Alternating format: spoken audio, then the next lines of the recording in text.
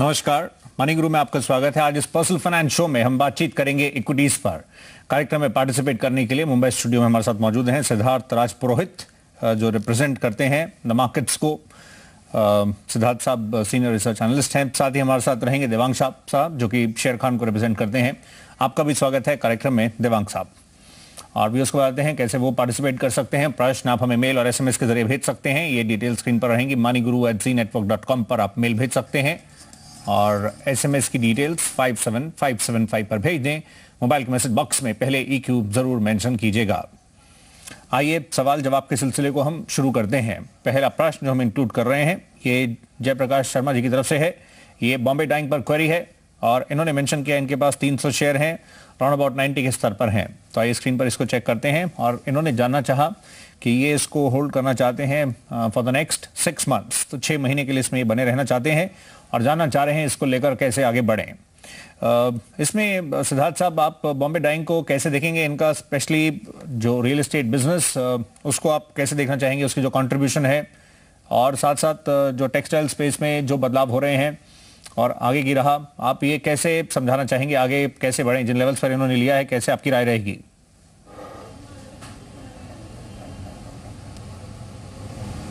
सिद्धार्थ साहब, आप सुन पा रहे हैं?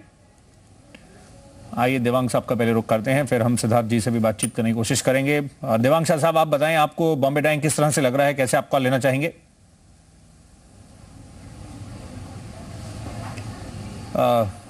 लग रहा है लाइन में कुछ प्रॉब्लम है, जिस वजह से हमारा इनसे कॉन्टैक्ट एस्टैब्लिश नहीं हो पा रहा है अभी मेहमानों के साथ। तो इस तरह से आज के इस कार्यक्रम में हम बातचीत कर रहे हैं इक्विटीज पर। एक छोटा सा ब्रेक लेते हैं, हम जल्दी लौट कर आते हैं।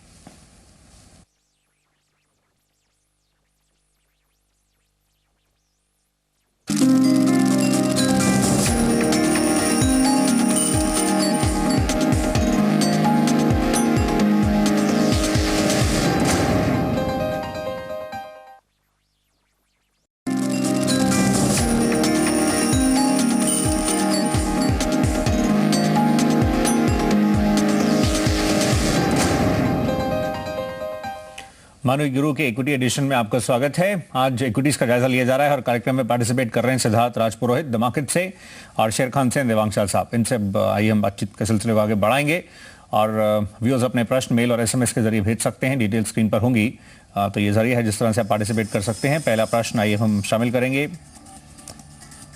जो अमृतसर से सवाल है। ये जरिए जिस तरह से आप भी हिस्सा ले सकते हैं।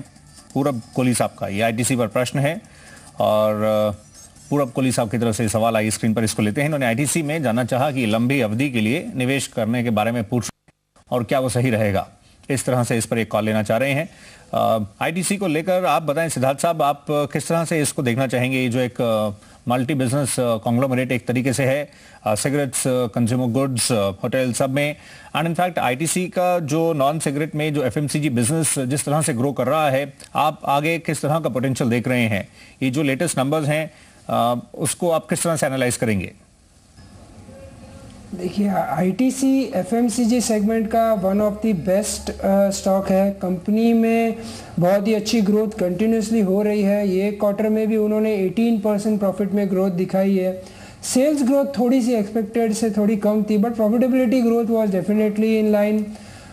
More and more this is because इनके सिगरेट बिजनेस से ही जो ग्रोथ आ रही है, दैट इज जो वो सिगरेट बिजनेस से ही ज़्यादा कंट्रीब्यूट हो रही है। अदर जो है पेपर है, होटल है, दैट इज वो ज़्यादा कंट्रीब्यूट नहीं कर पा रहे हैं जी। बट हम अभी भी we are still very bullish. जो कंपनी के रिजल्ट आए हैं वो भी बहुत अच्छे आए हैं। तो हम इन्वेस्टर को कहना चाहेंगे, अगर वो इन्वेस्ट करना चाहें लॉन्ग टर्म के अवधि से तो भी करें, बट अभी मार्केट में थोड़ा सा हमें वीकनेस लग रहा है, तो इसको एकदम से अभी बाय नहीं करें, थोड़ा एक्यूमुलेट इस पॉइंट से करना चालू करें इस स्टॉक को। जी देवांग साहब, आपको ये चार्ट्स पर कैसे लग रहा है? इसने अपनी 52 वीक हाई जो है वो भी टच किया है। ये लास्ट क्लोजिंग ऑलमोस्ट 3% के करीब के इजाफे के साथ ये बंद हुआ है। इन लेवल्स पर आप कैसे समझाना चाहेंगे? कैसे बढ़ा जाए, थोड़ा कॉशियसली बढ़ा जाए, कैसे इस पर कॉल ली जाए इन लेवल्स पर? जी बहुत बहुत शुक्रिया। जी देवांग साहब बताइए प्लीज, आपको ये किस तरह से चार्ट्स पर दिख रहा है? इनसे लग रहा है कॉन्टैक्ट अभी प्रॉपर्ली स्टैब्लिश नहीं है। मीनवाइल हम अगले प्रश्न की ओर मूव कर सकते हैं और इनकी तरफ से जो राय है हम स्क्रीन पर वो जरूर आपके समक्ष रन करते हैं। जो इनकी कॉल रही है इस पर, ये देवांग साहब की राय है। इनके अकॉर्डिंगली इस तरह से आप इसमें आईटीसी में मूव कर सकते हैं। इनकी तरफ से स्टॉप लॉस और एसएल की कॉल दे रहे हैं इसमें, और ये टारगेट्स हैं 344 के इनके अकॉर्डिंगली। आइए अब हम अगले सवाल की तरफ मीनवाइल मूव करते हैं। अगला सवाल जो हम इंक्लूड करेंगे, ये नेक्स्ट क्वेरी, आइए स्क्रीन पर इसको चेक करते हैं। आईटीसी के बाद अगला सवाल जो हम ले रहे हैं स्क्रीन पर, आइए इसको हम देखते हैं। ये फर्स्ट इनफैक्ट जो इनिशियल हम टच कर रहे थे बॉम्बे डाइंग पर, उसका कुछ देर में रुक करें, बट उससे पहले मारुति सुजुकी पर अगला सवाल है। और ये प्रश्न जो है ये मंजू देवी जी की तरफ से है। ये प्रश्न सिरसा से है। इन्होंने जानना चाहा मारुति सुजुकी में छोटी अवधि में क्या करना चाहिए।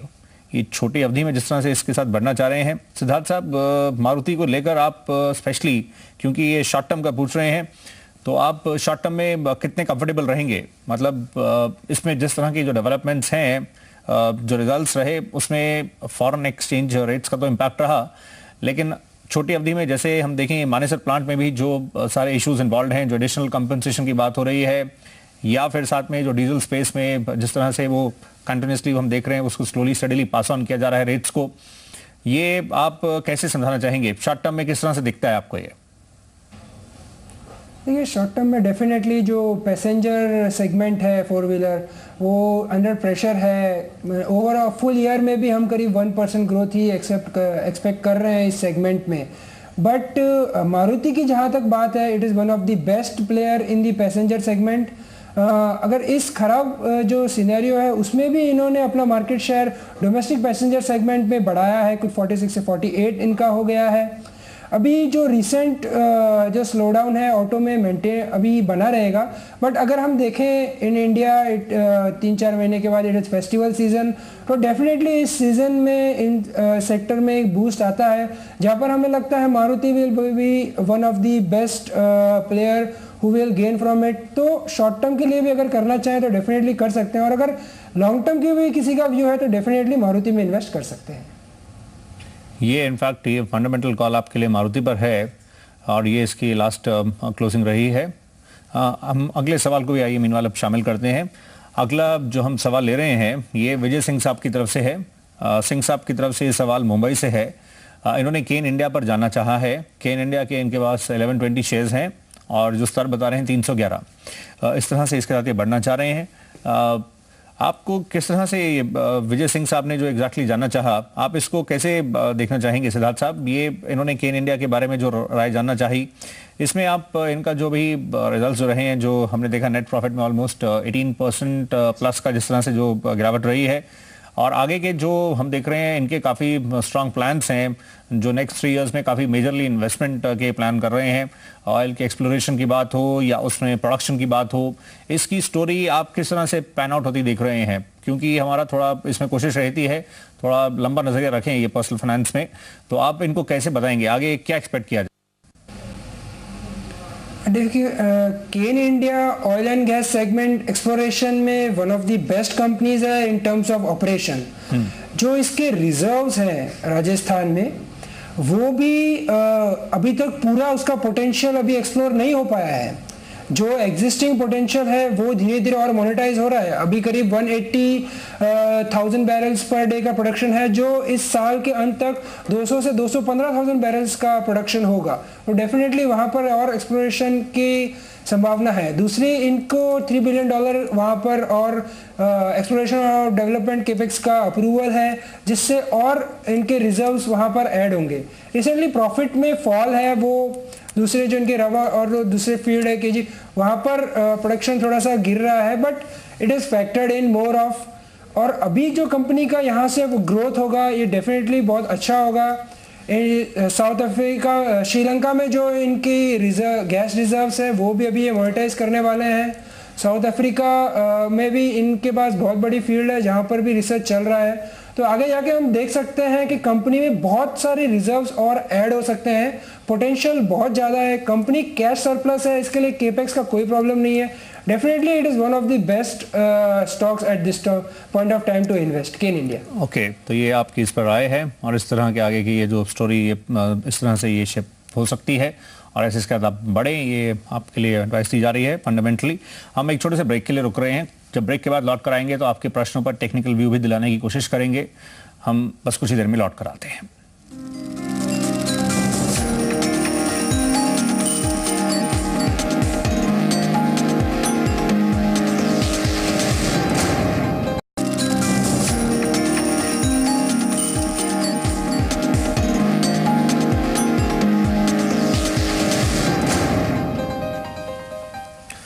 Welcome back.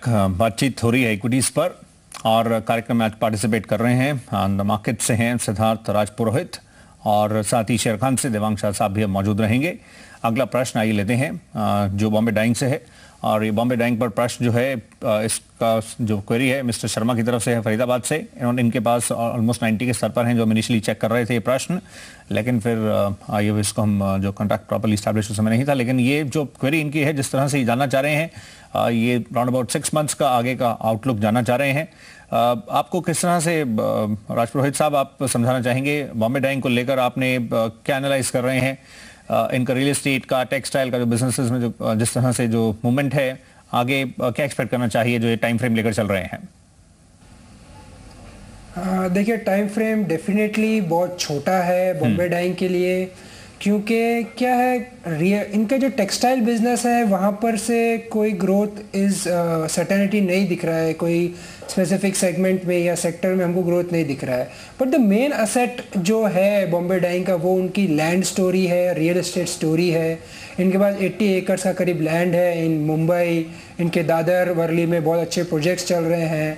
तो ये अभी करंट जो रियल एस्टेट में स्लो डाउन आया है जहाँ पर आप देखेंगे बहुत every real estate stock was better down, तो ये सेम रियल एस्टेट इसको भी आजकल रियल एस्टेट स्टॉक ही कंसिडर किया जाता है, तो उसमें भी एक करेक्शन आया है। बट इसमें there is lot to means अभी देखे जाए तो इसमें बहुत सारा मोनेटाइज होना बाकी है इनके जो एसेट्स है और बहुत सारा रियल एस्टेट और आएगा।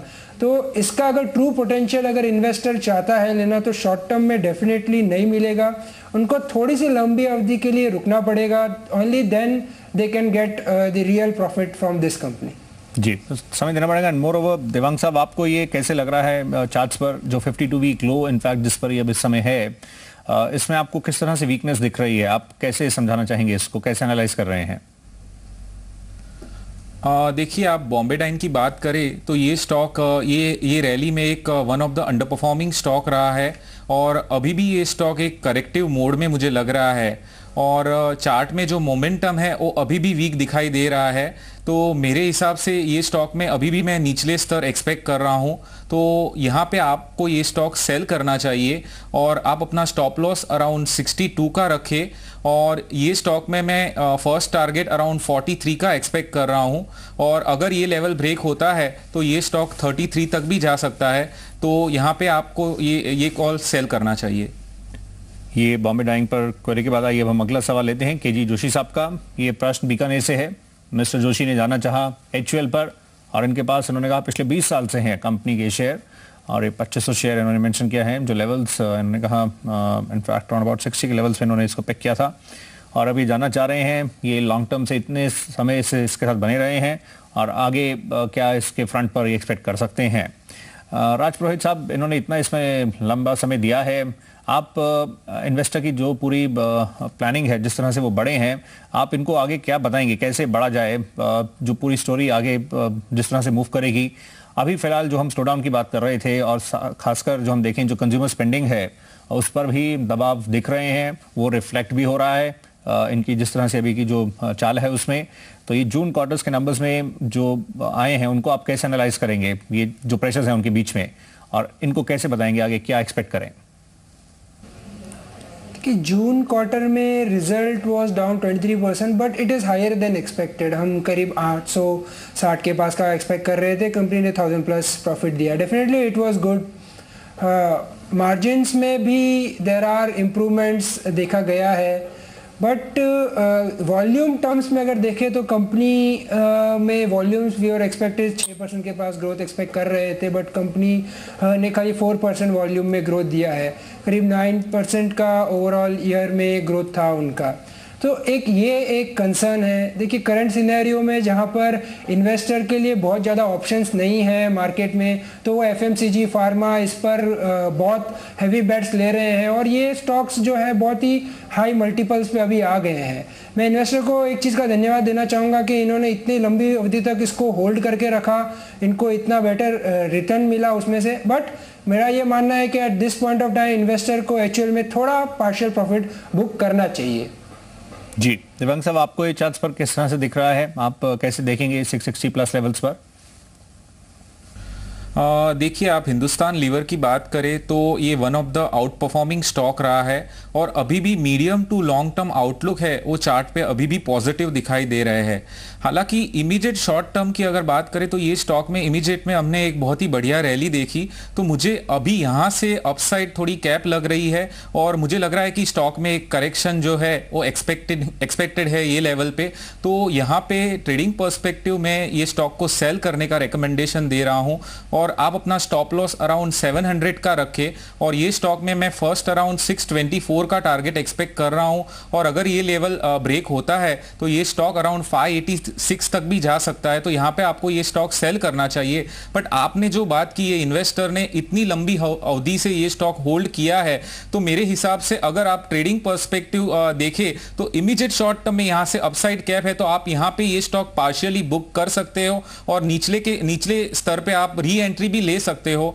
और लॉन्ग टर्म सपोर्ट की बात करें तो ये स्टॉक को 565 का एक बहुत ही बढ़िया सपोर्ट है। अगर आप ट्रेल करना चाहते हो, अगर आप ट्रेडिंग में पार्टिसिपेट नहीं करना चाहते हो, तो आप अपना स्टॉप लॉस अराउंड 565 का रखें। जब तक ये लेवल इंटेक है आप ये स्टॉक में अभी भी बने रह सकते हैं। जी आइए हम अगला प्रश्न शामिल करते हैं। इसके बाद एचयूएल के बाद जो नेक्स्ट सवाल है ये टाटा स्टील पर है, कुबेर साहब की तरफ से है दिल्ली से। इन्होंने मेल के जरिए जानना चाहा कि इन लेवल्स पर ये लंबी अवधि के लिए बढ़ना चाहते हैं। आज पुरोहित साहब, आप जो प्रेजेंट मार्केट में जो माहौल है उसमें स्पेशली आप कैसे बढ़ना चाहेंगे और कैसे समझाएंगे, कितना कंफर्टेबल फील करेंगे आप इसके साथ? अभी आगे जब बड़े न्यूज़ फ्लो जिस तरह का है, आगे किस तरह के प्रोस्पेक्ट्स हैं, कैसे कॉल ली जाए? ये Tata steel company domestic operation definitely बहुत अच्छा है। मेन इशू इसका जो है that is debt and euro region. But ये जो भी है नेगेटिव न्यूज़ कोरस के वजह से, I think eight this point of and this price जो है ये बहुत सारा न्यूज़ फैक्टर इन हो चुका है। यहाँ से स्टॉक के लिए अगर यहाँ से फॉल है तो बहुत ज़्यादा फॉल नहीं है। रिस्क रिवॉर्ड रेशियो अगर एक इन्वेस्टर के लिए देखें टाटा स्टील में तो बहुत रिवॉर्ड की तरफ बहुत ज़्यादा टिल्टेड है। तो अगर इन्वेस्टर लॉन्ग टर्म पर्सपेक्टिव रखता है that is more than 1.5 to 2 years, तो टाटा स्टील को इस लेवल पे एक्यूमुलेट कर सकता है। बिकॉज आई फील कि जो यहाँ के जो इसके ग्रोथ प्रोस्पेक्ट्स है with euro region coming back on track, ये सुधरेंगे और इस कंपनी में बहुत अच्छी ग्रोथ हो सकती है। तो थोड़ा इन्वेस्टर एक्यूमुलेट कर सकता है बट हैवीली इन्वेस्ट नहीं करे। जी आप किस तरह से देवांग साहब बताएंगे 220 लेवल्स पर, और जिस तरह से हम देख रहे हैं अभी इनफैक्ट इसमें जिस तरह से जो मूवमेंट रही इस वीक में ऑलमोस्ट ये एक समय 226 तक पहुंचा था। आप किस तरह से समझाना चाहेंगे अभी ये कैसे इस पर कॉल लेंगे आप?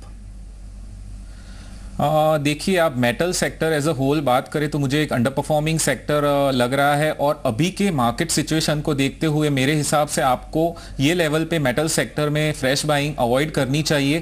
और पर्टिकुलरली आप टाटा स्टील की बात करें तो अभी भी स्टॉक एक करेक्टिव मोड में है और मेरे हिसाब से 240 का इसको एक स्ट्रॉन्ग रेजिस्टेंस है। तो मेरे हिसाब से जब तक ये रेजिस्टेंस सरपास नहीं होता है आप यहाँ पे ये स्टॉक सेल कर सकते हैं और इसमें नीचे में मैं अराउंड 200 का टारगेट एक्सपेक्ट कर रहा हूँ। सेम वे आपने जो स्टरलाइट पे बताया तो स्टरलाइट भी मुझे एक करेक्टिव मोड में लग रहा है और ये स्टरलाइट को अराउंड 86 का एक स्ट्रॉन्ग रेजिस्टेंस है। जब तक इसके ऊपर वो सरपास नहीं होता है तब तक ये स्टॉक में मैं निचले स्तर एक्सपेक्ट कर रहा हूं और ये 65 तक भी जा सकता है। तो दोनों स्टॉक ये लेवल पे आपको अवॉइड करने चाहिए और अगर आप ट्रेडिंग में बिलीव करते हैं तो आप यहाँ पे ये स्टॉक सेल भी कर सकते हैं। जी तो समय इतना ही था, आप दोनों का ही शुक्रिया करना चाहेंगे, लेकिन चलते चलते आप दोनों की तरफ से डिस्क्लोजर्स जिन काउंटर्स पर बातचीत की है। राज पुरोहित साहब, डिस्क्लोजर्स प्लीज। डेफिनेटली इसमें से बहुत स्टॉक्स हमने हमारे इन्वेस्टर्स को रेकमेंड किए हैं सर। देवांग साहब, डिस्क्लोजर आपकी तरफ से। ये स्टॉक जो हमने यहाँ पे डिस्कस किए हैं वो पीरियोडिकली हम हमारे इन्वेस्टर को भी रेकमेंडेड करते हैं। आप दोनों का ही धन्यवाद और व्यूअर्स का भी शुक्रिया। आज के लिए बस इतना ही। नमस्कार।